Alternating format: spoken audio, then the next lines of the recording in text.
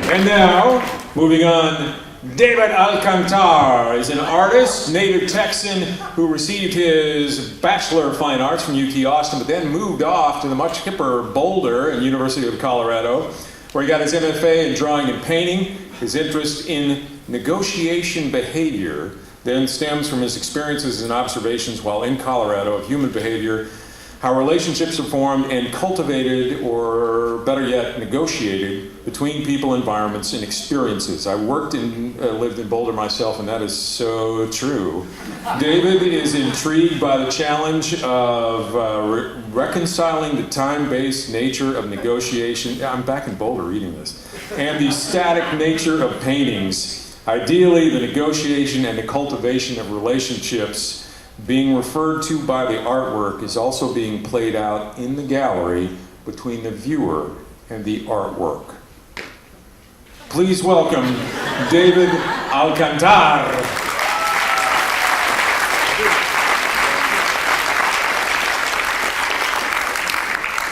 Wow, that's not intimidating at all. So let me start off by saying, oh, Miley. Calm down.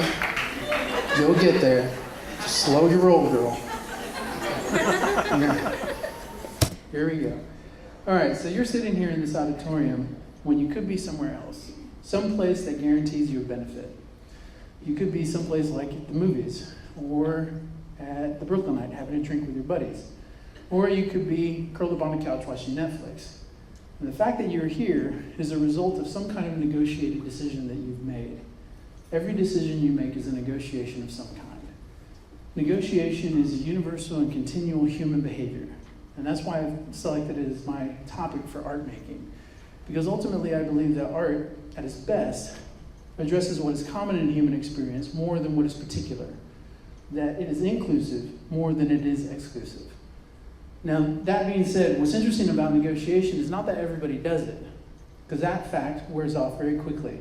What's interesting is what people negotiate for, how they negotiate for it, and why.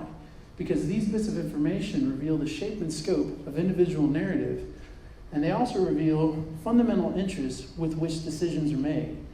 So what's interesting is, one, how individually negotiated choices propel individual narratives, and two, how multiple narratives converge or diverge as a result of individually negotiated choices, in particular, in the presence of common interests. So let me elaborate on that. To the first point, at any given moment of choice, you have a number of options in front of you. And there's really only a handful that you seriously consider. But what we tend to do is we weigh the benefits, and then we play the odds. And so when we make a choice, our life or our narrative goes off into a particular direction or trajectory. So what's interesting, if not useful to ponder, is how your narrative would be different if you had chosen the alternative, an alternative. So for instance, instead of coming here, how would your narrative be different had you gone to one of the other things that you were considering? Now take that a step further, and again, you're here because you chose to be here, because you wanted to receive some kind of benefit. And I did too. And the result of these individual negotiations that we've made has landed us here at the same place at the same time. And after this event is over, we can either continue this convergence or we can go our separate ways. And coming to a decision about that is a negotiation. So if you haven't guessed by now, I'm interested in coincidence, or as I like to refer to it, coincidence. Because it's these moments that have a tremendous amount of possibility. And I'm interested in bringing attention to that with art. And in my study of negotiation behavior, it appears to me that there is an educational lapse, a missed opportunity, not just for teaching people about how, or the impact of negotiated decisions, but for teaching them about the empowering nature of a negotiation skill set.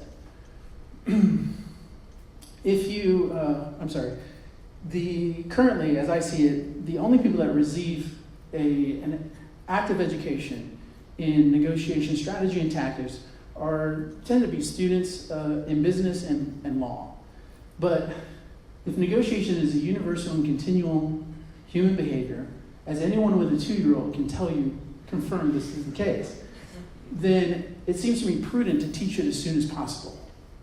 That if we're truly interested in improving the society and improving the system, as we often say that we are, then how we make decisions in the present and what those decisions are really about matters a whole lot. So again, I'm interested in illuminating these moments of opportunity, choice, and consequence. And the way that I do that, as you can see, is primarily through painting. And as Randy mentioned, what I'm interested in is reconciling the time-based nature of the subject matter of negotiation, because it's between two people, and the static nature of painting. Because when I look at the paintings, when I look through history, the history of painting, in my opinion, a lot of the really great paintings have this profound ability to transcend the format. And so they create this active experience between the viewer and the object, instead of just this passive observation of a wall decoration. So I'm interested in achieving that. But that being said, my most recent piece, which you'll see here in a second, was actually a sculptural installation. And the reason why is because I needed to collect data. You'll see it in a few more seconds. I needed to collect data to either confirm or debunk my hypothesis about what fundamentally drives our decision making.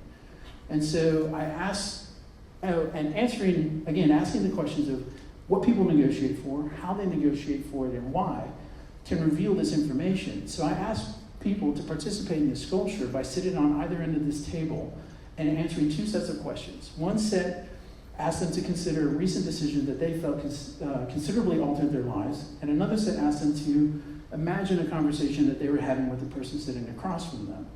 And as a result of these questions, the data that I received, I believe, confirms that what fundamentally drives us, our decision making, are the interests of time, pleasure, wealth, and order. And what's valuable about knowing this information is that with it we can extrapolate to determine more specific interests that people have. And once you know the specific interests of the other party, the playing field becomes more equal. So again, it's about empowerment, and I don't think empowering people is ever a bad thing. So if you're wondering about the efficacy of visual analysis to address negotiation behavior, or the subject matter, then my response is this. The value of art to a culture is in its ability to point to beauty that exists in the world. And the beauty that exists in negotiation is in the maneuvering, or the positioning, that we do to come to terms with whatever it is that exists outside of ourselves. And I think it can be a pretty spectacular thing to see. And my aim is to try and get you to notice it. So that's it.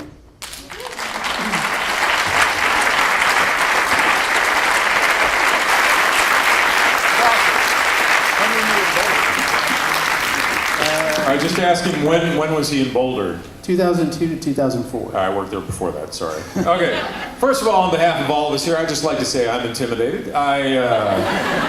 As a guy who works on news with a vocabulary newscast of about 30 to 35 words, slain, pool of blood.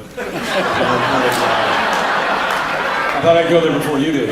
Okay, so you seem to have, for an art guy, more of a verbal ability than most people. Did you really just major in art? Yeah. Yeah. I mean, not that that's a, full disclosure, I've been working on this since the last PechaKucha. I knew from that day that I wanted to. Because, man, when you were talking about the efficacy of visual analysis and as it relates to this, and I was stunned. So, what about fate? Fate? Randomness. Randomness is not something that I completely ignore. But. Well, sure, work one up now. Come on, come on. Let's see those 3-syllable words come out now. Well, I mean, but so in the choices that we make, the kind of genealogical tree. Yeah, I'm not saying that you should leave things up to fate, because obviously that just means that you don't accept responsibility for your choices, right? You're letting things happen to you, which means that ultimately you can do whatever you want, and you just leave it up to. You say that it's not my responsibility. It's not my thing. everything You are else that's correct. out That's there. what I do. So where can we see your work?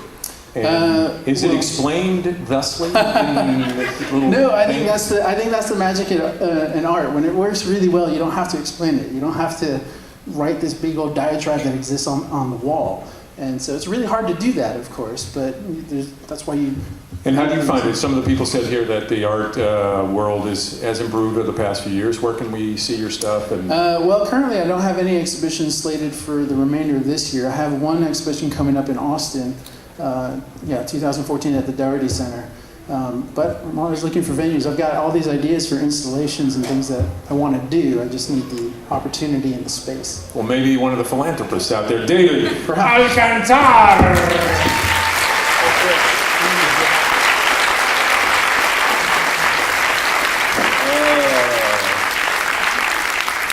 It reminds me of when I worked in Boulder. I loved it there. Did a story on a guy who spent 2 years doing a graphite pencil drawing the size of this wall.